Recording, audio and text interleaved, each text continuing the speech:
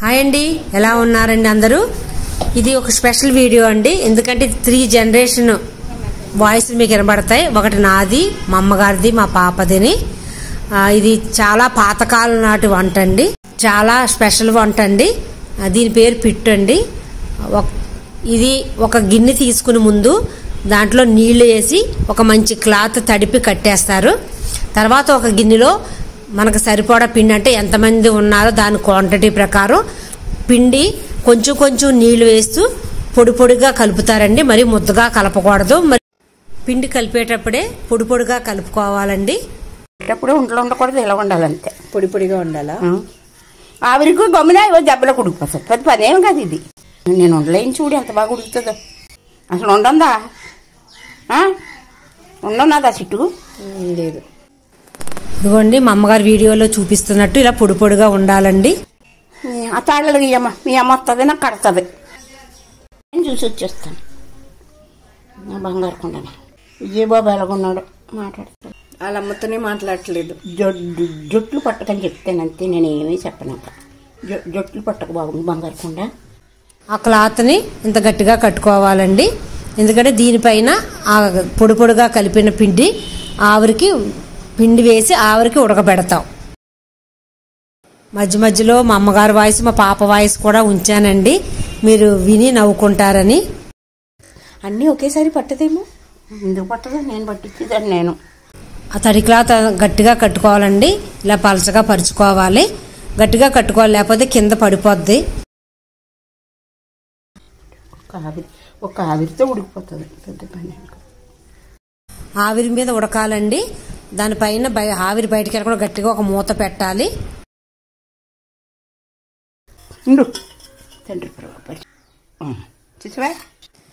హైలో కాకుండా కొంచెం మీడియం సిమ్లో ఉడకపెట్టాలండి. మీరు మధ్య మధ్యలో గిన్నె తీసుకుని చూసుకోవచ్చు. ఇలా పొడి పొడిగా ఇంకా పిండిలా ఉంటే ఉడకలేనట్టు. ఆ పిండి ఇలా పట్టుకుని మనం నలుపుతుంటే ఉండ అయితే గాక అది ఉడికినట్టు. ఇదేనండి పిండి ఉడికే పద్ధతి. అరగంట ఇలాగంట అంటే ఉండవుతుంది, చూసారా? ఉండవ్వాలి. ఓకే, అయిపోయినట్టు. ఇంకా అయిపోతుంది. అసలు మంటకుండా లేదో తెలియదు. ఇది పొద్దున ఇలా ఉండాలి. ఈ పొద్దున అట్టుకుని చూడు, నువ్వు అట్టుకుని చూడు, నొక్కు, ఇలా నొక్కుకో, ఇలాగ ఉండ లైట్గా వచ్చింది కదా. పెద్ద ఉండవిందా? అవిందా? అవలేదు. అంతే, అదే పొద్దున. ఇంకా పొద్దున ఏం పెద్ద ఏమైంది, అయిపోయినట్టే పొద్దున. ఉండ అయిపోయిన తర్వాత స్టవ్ కట్టేసి పైన మూత తీసేయండి. ఇంకొక గిన్నెలో నువ్వుల నూనె వేడి చేసుకోండి. దీనికి మెయిన్ నువ్వుల నూనె ఉండాలండి. ఫ్రెష్ నువ్వుల నూనె ఉండాలండి పిట్టు ఐటెంకి. ఇప్పుడు ఒక పళ్ళెం తీసుకుని అందులో ఈ దారం ఇప్పేసేసి ఆ గుడ్డ జాగ్రత్తగా పైకి తీసి పళ్ళెంలో వేసేయాలండి. అలా ఉండాలి. అవదో అక్కడ పెట్టి మనం ఇప్పుడు నూనె కలిపి బెల్లం కలిపితే అప్పుడు అవుతుంది కొంచెం లైట్గా. మన ఉండలు చుట్టుకొచ్చాను అలాగా. పళ్ళెంలో ఉన్న పిండిని పొడి పొడిగా చేసుకుని బెల్లం పొడి వేసుకుని బాగా కలపాలండి.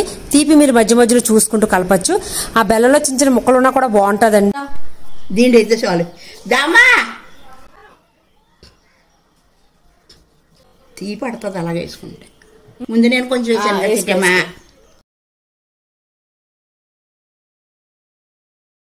ఏ కొంచెం పోయిందయ్యి, ఏ గమనయ్యారా అప్పుడు వేయద్దు. కానీ అంతా ఒకసారి కలపలేం కదన్నా, ఇలా తిప్పుకొని కలపాలి. ఇలాగా పళ్ళు వేడి మీద కలపాలా? వేడి మీద కలుపుకుంటాను, పిండి కొంటుకుంటుంది బెల్లం. ఇంకా కొంచెం ఒక 5 వందలు చాలా సాటిపోతే 5కి 5 వందలు. ఆగు ఆగు ఆగు, మళ్ళీ తర్వాత ఎదిగాను. వేసేయండి. మళ్ళీ ఉడ్డలు అందులో వేసుకోతా, లేకపోతే నువ్వుల నూనె గోరువెచ్చగా చేసుకోవాలండి. అది ఇప్పుడు నూనె వేసి బాగా కలుపుతున్నారు. ఆవిడగారు అటు 2 ఉండలు తీసేయో అంటుంది. నేను ఒక ఉల్లిపాయ కొత్తదో బద్ద అక్కడ పెడుతుంది, ఒక వంటకాయ కొత్త అక్కడ పడుతుంది. అన్నీ అంతే. ఊరికని పొయ్యి బద్దలు కొట్టుకుంది వచ్చి పుష్మంట వచ్చేసి నన్ను కొట్టబోయింది. అది అసలు చెట్లేదు, లేకపోతే పొల బద్దలు కొట్టేస్తుంది. నీకేం తెలుసు? ఇంకా నూనె పడుతుందేమో. మళ్ళీ ఖర్చు పెట్టుకున్నా వచ్చేస్తుంది, లేకపోతే ఖర్చు పెట్టాలని పెట్టుకుని వచ్చేస్తాను. నూనె పడుతుంది అనుకుంటా. ఎక్కువైపోతుంది ఏమనుకున్నాను. అవసరం మళ్ళీ ఎదిగాను. కలుపు కాలుతుంది కావచ్చు చెయ్య బెల్లం వేయి అందులో. బెల్లం వేయాలా? వేయాలి. ఇది చాలా బలమైన ఆహారం అండి. మెచ్యూర్ అయినట్టు తప్పకుండా ఇది మాకు సాయంత్రం పూట ఇదే పెడతారు 3 నెలలు కంటిన్యూగా. మంచి గానుగు నూనె బెల్లం అండి రెసిపీ కావాలి. మీరందరూ తప్పకుండా చూసి చేసి తినండి. అందరికీ వీడియో నచ్చింది అనుకుంటానండి. ఎందుకంటే మా అమ్మగారు వాయిస్ పెట్టాను కదా, వీడియో చూసి మా అమ్మగారు కూడా హ్యాపీగా ఫీల్ అవుతారు. మా అమ్మగారికి ఇంకా తెలియదు. మరొక మంచి వీడియో మళ్ళీ కలుస్తానండి.